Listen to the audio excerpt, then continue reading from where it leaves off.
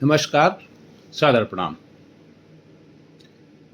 धार्मिक चर्चा के संदर्भ में मैं आज फिर डॉक्टर ओम प्रकाश मिश्र आपसे मुखातिब हूँ इट्स ओम ऑफिशियल पर।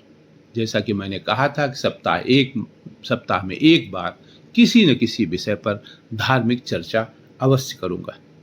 आज का सवाल ये है, ये सवाल हमको हमारे तमाम सहयोगियों ने, परिचितों ने व्हाट्सएप पे, फोन पर पूछा है कि क्या प्राण प्रतिष्ठा के बाद मूर्ति में सचमुच प्राण आ जाते हैं।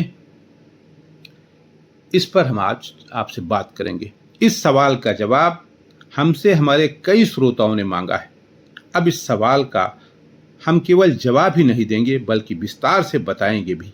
मैं हूं डॉक्टर ओम प्रकाश मिश्र और आप मुझे सुन रहे हैं इट्स ओम ऑफिशियल पर। इस प्रश्न का उत्तर देने से पहले एक प्रश्न मैं आपसे पूछना चाहता हूं कि यदि आपके घर में आपके किसी प्रिय व्यक्ति की फोटो लगी है तो क्या वो केवल कागज या कलर स्याही है? टेक्निकल रूप से बात करें तो इसका जवाब यस, हाँ है। लेकिन उस परिवार के लिए उस फोटो को अगर देखें तो कागज नहीं है, केवल वो है क्या, उससे उनकी भावनाएं जुड़ी हुई हैं, यादें जुड़ी हैं और सम्मान जुड़ा है। कुछ ऐसा ही फर्क या अंतर मूर्ति और प्राण प्रतिष्ठा के बाद होने वाली मूर्ति में माना जाता है। सनातन धर्म के अनुसार प्राण प्रतिष्ठा के समय वैदिक मंत्रों, यज्ञ और संकल्प के माध्यम से भगवान का आवाहन किया जाता है। इसके बाद वो मूर्ति श्रद्धालुओं की ईश्वर की उपस्थिति का केंद्र बन जाती है। गोस्वामी तुलसीदास जी ने भी लिखा है ना, जाकी रही भावना जैसी प्रभु मूरत देखी तिन तैसी। लेकिन इसका अर्थ ये बिल्कुल नहीं है कि प्राण प्रतिष्ठा के बाद मूर्ति मनुष्य की तरह सांस लेने लगती है।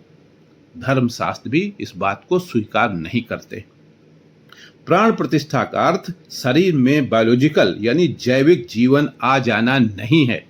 इसका अर्थ है कि उस मूर्ति को विधिवत पूजा और उपासना के योग्य देव स्वरूप स्वीकार किया गया है।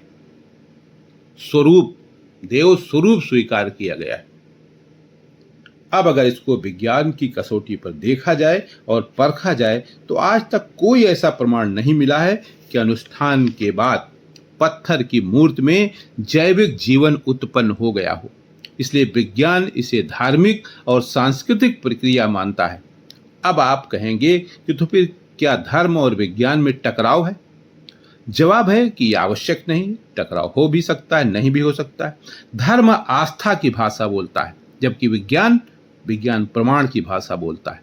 इसलिए दोनों के प्रश्न और दोनों के उत्तर अलग हैं। सबसे महत्वपूर्ण बात यह है कि किसी भी धर्म की आस्था का सम्मान होना चाहिए और साथ ही जिज्ञासा तथा प्रश्न पूछने की आज़ादी भी बरकरार रहनी चाहिए, जैसा कि मुझसे पूछा गया। लेकिन अब अगला सवाल मैं आपके लिए छोड़ रहा हूं। आपके उत्तर की प्रतीक्षा कमेंट्स बॉक्स में रहेगी, जिसे हम अगले कार्यक्रम में बताएंगे। सवाल क्या है?